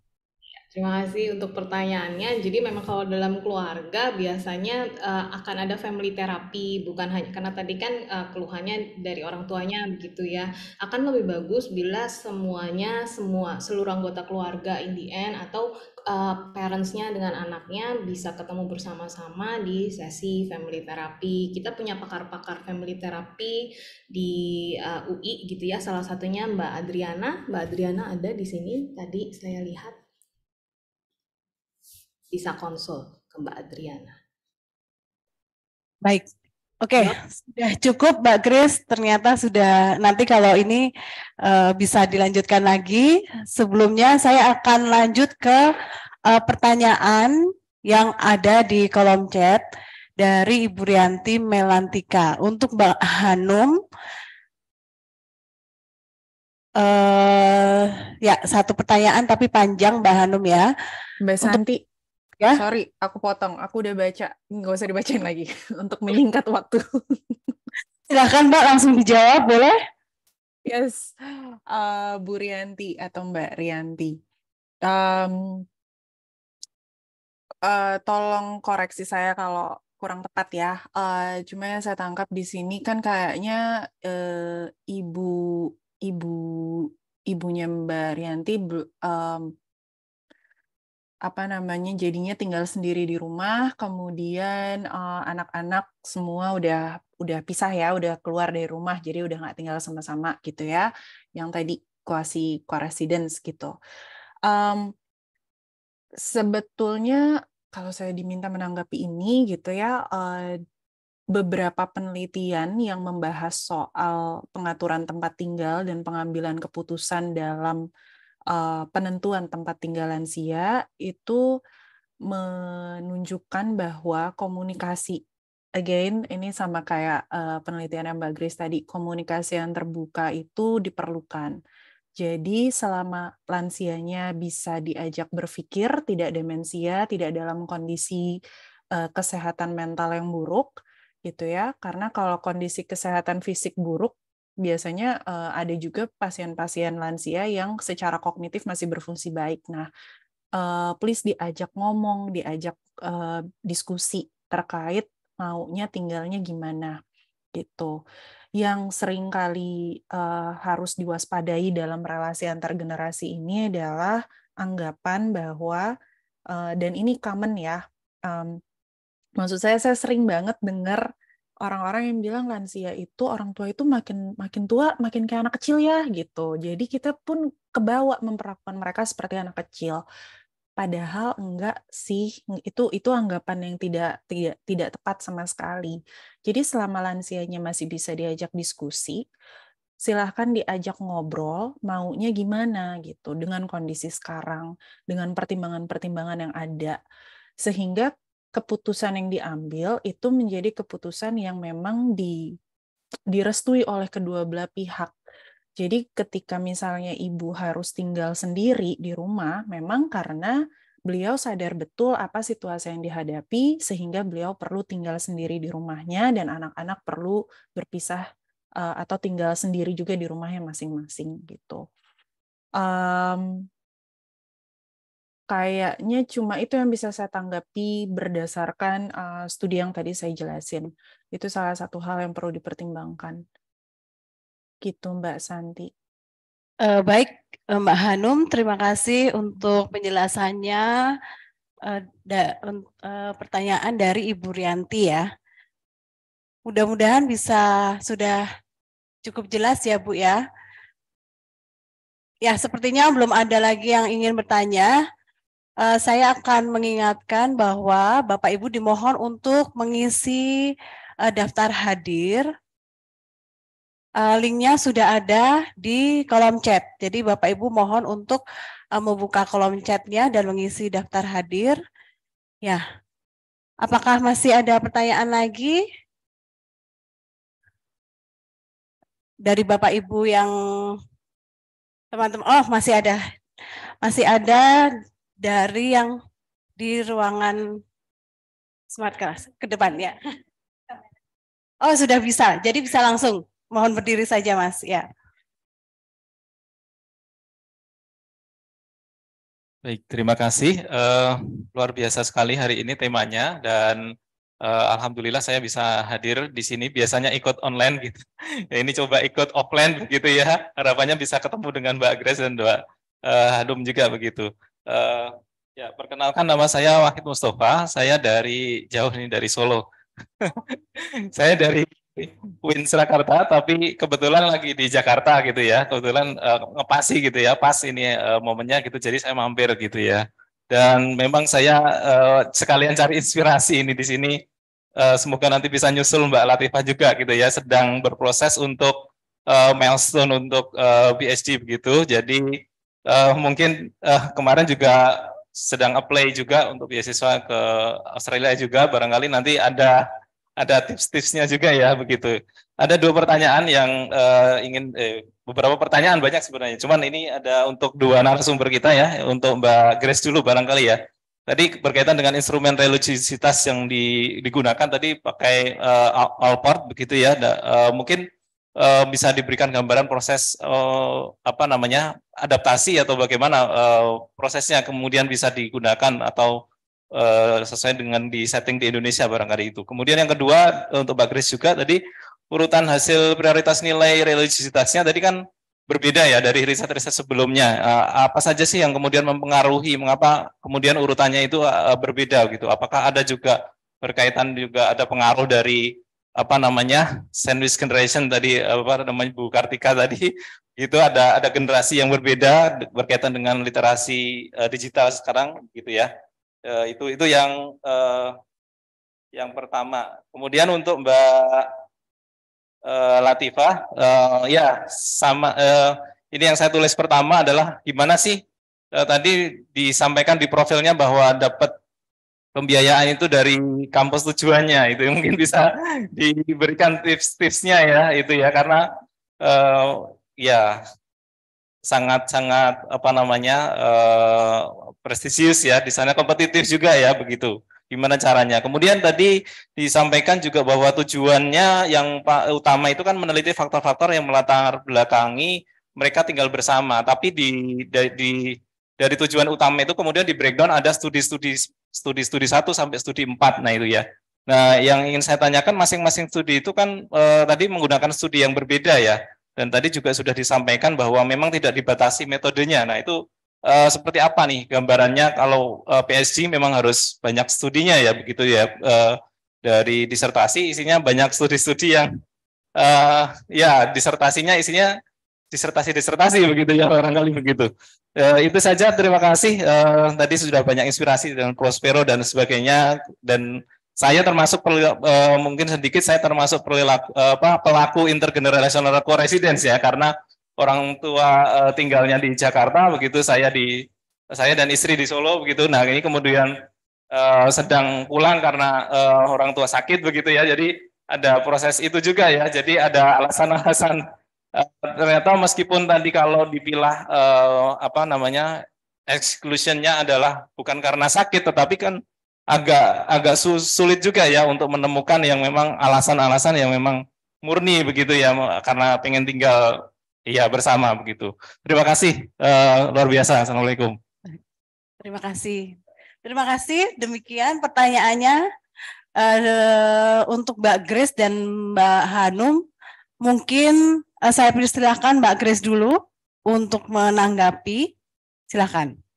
Ya, baik, makasih pertanyaannya untuk Mas Mustafa dari UIN Surakarta. Selamat datang di Depok ya, Mas. Sudah jauh-jauh datang. Pertanyaan pertama terkait dengan adaptasi alat ukur. Adaptasi alat ukur yang dilakukan seperti biasa, seperti pada umumnya. Jadi di-translate dari bahasa Inggris ke bahasa Indonesia, lalu di-back translate lagi, lalu diukur uji validitas dan reliabilitasnya. Bila ada item-item yang kurang oke, maka itu dipertimbangkan akan revisi atau di drop, lalu akan didapatkan reliabilitas dan validitas yang sudah cukup layak, lalu dipakai si alat ukurnya. Kebetulan kami tidak ambil alat ukur dari yang sudah jadi tim peneliti mentranslate langsung dari alat ukur originalnya. Gitu ya. Lalu untuk pertanyaan kedua, urutan prioritas nilainya itu sama sebenarnya dengan itu yang mewujudkan tim peneliti. Kami expect ini beda generasi, 10 tahun yang lalu sama yang sekarang akan berbeda. Namun ternyata intinya adalah nilai yang tinggi, conservation, dan juga self-transcendence. Itu dua selalu ada dari 10 tahun yang lalu sampai sekarang. Jadi kamu berpikir apakah memang itu nilai-nilai di Indonesia, atau kami memang, kalau memang begitu berarti kami harus bikin penelitian longitudinal begitu dengan tim peneliti di kedepannya. Jadi hasilnya itu sama begitu. Dengan alat ukur yang sama, Schwartz. Baik, terima kasih Mbak Grace. Untuk jawaban dari Mbak Grace sudah cukup? Ya. Dalam proses adaptasi tadi ada penormaan juga ya Mbak ya? Karena di Indonesia ya penelitiannya ya itu. Ya, betul. Maksudnya penormaan bagaimana tuh Mas? Bikin norma? Diuji coba mungkin di culture yang di Indonesia ya barangkali begitu ya. Ya. Jadi sebelum uji validitas itu akan diambil dulu beberapa sampel begitu ya. Lalu nanti diukur. Pastinya di Indonesia karena mau diterapkan di Indonesia. Oke, baik. Terima kasih. Ya, terima kasih Mbak Grace. Berikutnya langsung ke Mbak Hanum. Silakan Mbak Hanum. Selamat datang nih Pak. Mohon maaf, Bapak datang ke Solo, saya belum datang ke Depok, Pak. Bapak datang ke Depok, saya belum datang ke Depok, Pak. Pertanyaan ke saya kayak lebih ke soal studi saya ya, Pak. Dan scholarship saya. Kebetulan saya nggak tahu Bapak memperhatikan atau tidak, tapi kebetulan di UQ itu semua PhD student harus punya funding sebelum sekolah. Jadi mereka nggak ada mereka tidak menerima self funding. Walaupun saya tahu ada beberapa universitas di Australia yang anaknya bisa aja self funding sendiri gitu ya dengan biaya pribadi. Jadi dengan konsekuensi itu, maka ketika kita mendaftar ke UQ untuk dapat LOA, mereka biasanya tanya tuh mau dibiayai pembiayaannya dari mana sumbernya gitu. Nah, ada opsi beberapa scholarship yang memang sudah didata oleh UQ sehingga kita bisa checklist, atau opsinya adalah kita apply untuk RTP, program RTP ini gitu. Kebetulan pada saya ya RTP-nya saya checklist gitu kan, jadi saya masuk di dalam kompetisi dengan para student lain untuk mendapatkan scholarship ini. Kalau dibilang saringannya cukup selektif, kalau melihat rubriknya bisa dilihat di websitenya UQ. Sebetulnya hanya ada 3 indikator. Indikator yang pertama memegang 80%, yaitu apakah kita riset kita sejalan dengan apa yang sudah kita kerjakan selama beberapa tahun terakhir gitu. Jadi itu dilihat dari publikasi, dilihat dari track record kerja penelitian dan lain sebagainya. Lalu ada 10% tambahan, itu adalah supervisor. Jadi untuk bisa dapat RTP, supervisornya harus ridho, harus memberikan green light dulu ke kita bahwa ya nih emang anak ini akan saya bimbing dan lain sebagainya gitu. apa namanya? Cuma kayaknya pada saya Pak, nasib bagusnya adalah karena UI dan UQ itu punya kerjasama gitu ya, kami punya kelas internasional, kami itu melanjutkan studinya ke UQ, jadi saya dapat prioritas kali ya pada saat itu. Saya nggak tahu sih Pak, pada saat itu kayak saya sudah hopeless juga kok, saya nggak berangkat sekolah gitu, tapi ya alhamdulillah di tanggal 14 Februari 2022 saya dapat kabar bahwa UQ menerima dan meminta saya hadir paling nggak di bulan Juli 2022. Jadi saya baru mulai studi saya di 2022 itu. Terkait studi saya, tadi sebetulnya tujuan penelitian yang saya tuliskan di dalam slide itu adalah tujuan penelitian dari systematic review. Kalau Bapak ingat, tadi ada gambaran studi doktoral. Nah, yang saya jelaskan di masing-masing studi 1, 2, 3, 4 itu adalah tujuan dari masing-masing penelitian yang saya lakukan di keempat studi itu. Studi 1 ini memang saya menggali faktor intergenerational coresidence gitu. Di studi 2 nanti saya akan menguji faktor-faktor ini dalam konteks Indonesia yang saya akan lakukan dengan vignette studies. Jadi sifatnya kayaknya kualitatif karena saya akan banyak melakukan FGD dan in-depth interview dengan partisipan yang terlibat dalam intergenerational coresidence. Sebetulnya kalau ditanya apakah penelitiannya harus seperti yang saya lakukan, enggak. Kalau saya lihat teman-teman di UQ ini kadang-kadang research protokolnya sama, tapi populasinya aja diganti-ganti gitu. Misalnya ini populasi anak dewasa studi 1, populasi lansia studi 2 gitu ya.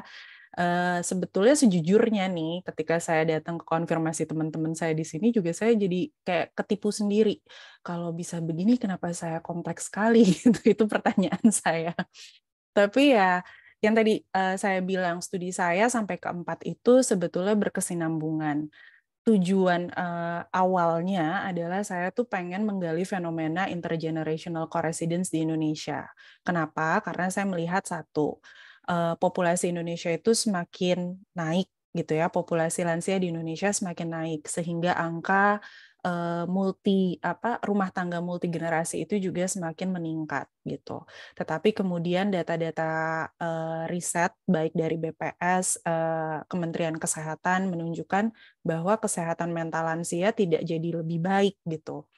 Dalam arti saya pribadi tidak puas dengan angka kesehatan mental pada lansia karena ternyata sekitar 80% lansia dari populasi penelitiannya Kemenkes yang saya asumsikan adalah lansia di Indonesia itu masih mengalami gangguan emosi. Padahal kalau kita bandingkan dengan studi-studi yang lain, intergenerational coresidence itu harusnya bisa memperbaiki well-being dari lansia. Nah, jadi pertanyaannya ada apa nih dalam rumah tangga multigenerasi ini gitu. Itu sebetulnya ide awal saya. Tadinya dalam studi saya nggak 4 awal berangkat ke sini Pak, cuma 3. Studi pertama itu sebetulnya lebih menggali dinamika relasi antara anak dan orang tua. Nah, cuma ketika saya berangkat ke sini, akhirnya berubah semua, bukan karena supervisor saya, tapi karena saya yang banyak mau. Jadi saya pikir, ini kayaknya saya mau menguji nih relasi mereka seperti apa gitu ya. Kemudian supervisor saya bilang, ya udah kalau gitu kita coba kita pakai survei.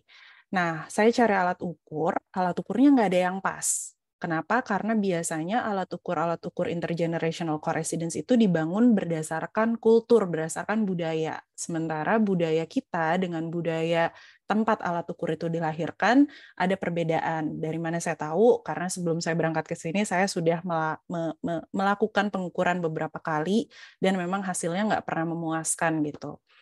Jadi kemudian supervisor saya bilang, ya udah kalau gitu kita bikin alat ukur baru. Nah, permasalahannya yang saya pahami kalau mau buat alat ukur, saya harus punya model dari intergenerational coresidence, terutama pada populasi penelitian saya, yaitu di Indonesia. Permasalahannya lagi, saya nggak punya modelnya, saya nggak tahu faktor-faktor yang mempengaruhi itu apa gitu. Jadi saya mengaculah pada literatur-literatur yang sudah ada, dan ternyata cukup sulit untuk menemukan literatur-literatur yang membahas fenomena ini di Indonesia. Akhirnya saya perluas, saya coba cari di kultur yang mirip-mirip dengan anggapan Indonesia itu sama kayak negara-negara di wilayah timur dunia, tapi ternyata juga ada perbedaan-perbedaan yang saya temukan. Sehingga akhirnya saya ingat di suatu sore saya kirim email ke supervisor saya bilang apakah saya diizinkan kalau mengubah studi saya menjadi 4 studi seperti yang saya presentasikan tadi gitu. Diawali dengan systematic review, di studi 2 saya akan menguji hasil systematic review saya itu, studi 3 saya akan baru membuat alat ukurnya, dan studi keempat nanti menggunakan alat ukur itu untuk mendiagnosa dan kemudian mengintervensi, membangun intervensi walaupun dengan keterbatasan waktu studi saya, akhirnya diputuskan kemarin intervensinya prototipe saja gitu ya. Itu mungkin akan menjadi bahan saya nanti kalau mudah-mudahan udah lulus ya Pak, nanti akan saya lanjutkan. Gitu. Kira-kira gitulah. Jadi kalau Bapak tanya apakah harus segitunya studi-studi S3 itu, sebetulnya tidak Pak. Ini tergantung kemauan dan kebutuhan. Enggak, saya tukar. Tergantung kebutuhan dan kemauan dari si peneliti itu sendiri. Gitu. Jadi kalau Bapak melihat saya cuma mau 3 dan ini menurut saya penting, silahkan.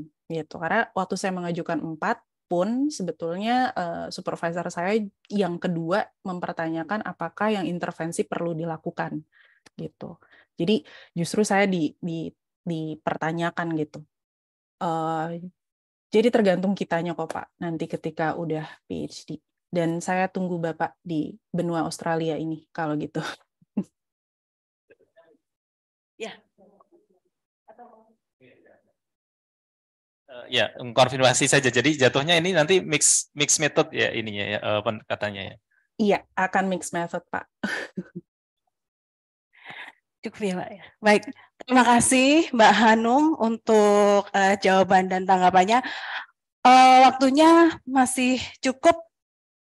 Baik, ini ada satu lagi penanya. Jadi saya akan berikan ini untuk yang terakhir kalinya. Silakan Mbak.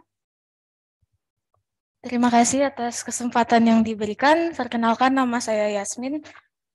Saya ingin menanggapi jawaban Mbak Grace terhadap pertanyaan Mas Niko, di mana saya seakan menangkap nuansa bahwa anak itu helpless, tidak memiliki kuasa untuk banyak mengubah dirinya gitu, bahwa perkembangan jadi adaptif itu bergantung banyak ke keluarga, dan padahal ada banyak keluarga mungkin yang nggak merasa belajar parenting itu perlu, dan bahwa mukul-mukul anak sesuai hal-hal religius itu tidak apa-apa.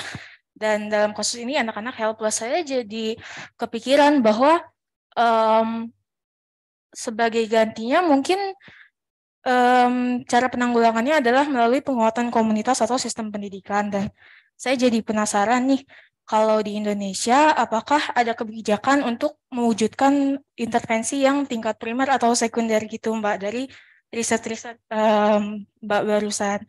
Karena kan ini nantinya dapat bertindak sebagai bantalan gitu ya atas risk factor yang asalnya dari keluarga tadi. Kira-kira kayak gitu. Terima kasih.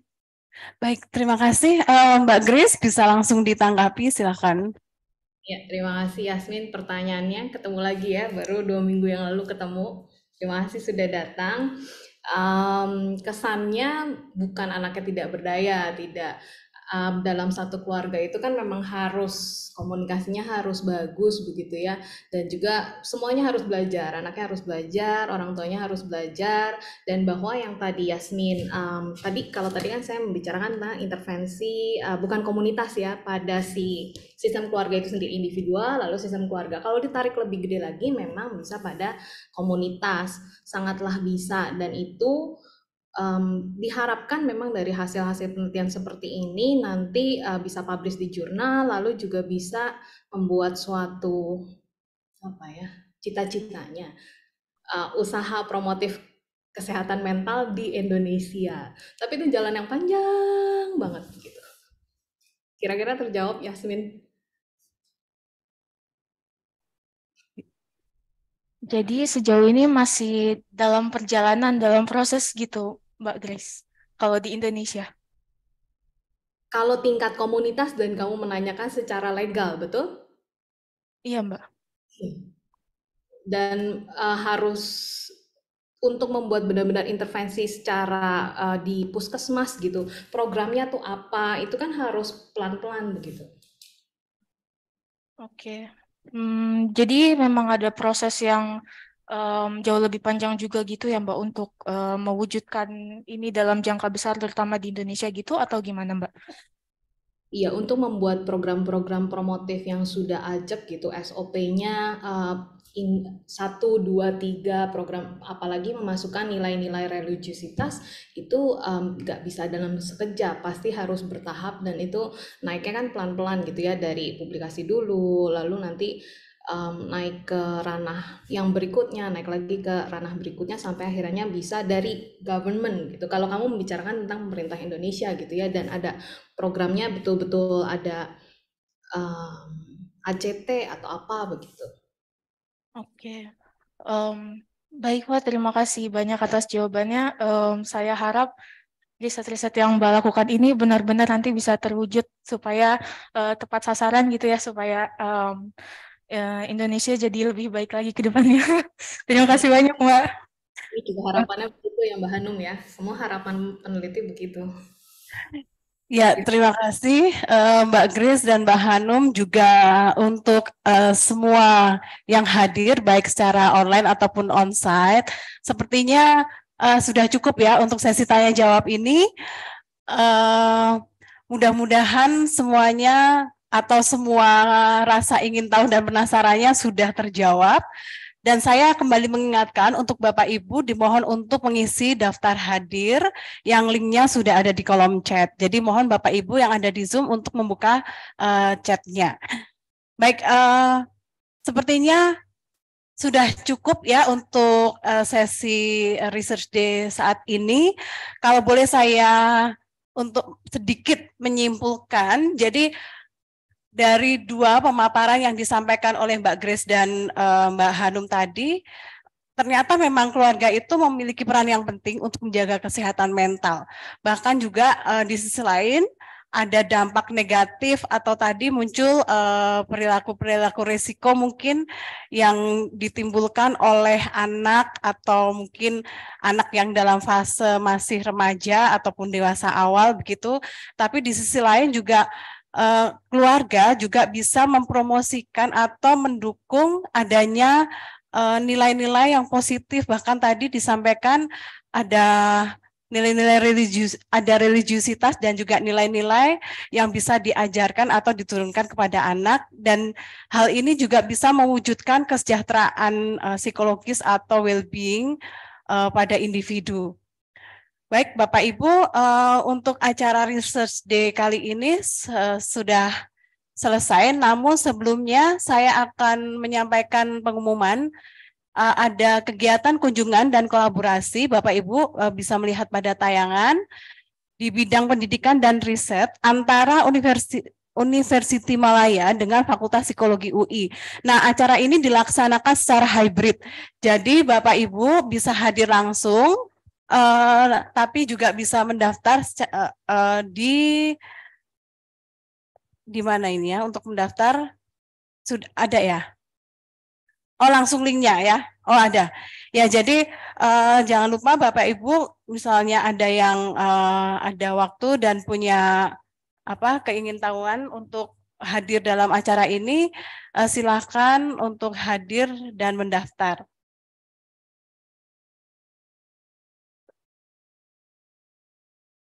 Baik, demikian acara Research Day pada sore hari ini. Saya pribadi dan juga untuk dari tim studi keluarga mengucapkan terima kasih kepada Mbak Debbie dan tim yang sudah diberi kesempatan untuk menyampaikan hasil riset-riset kami.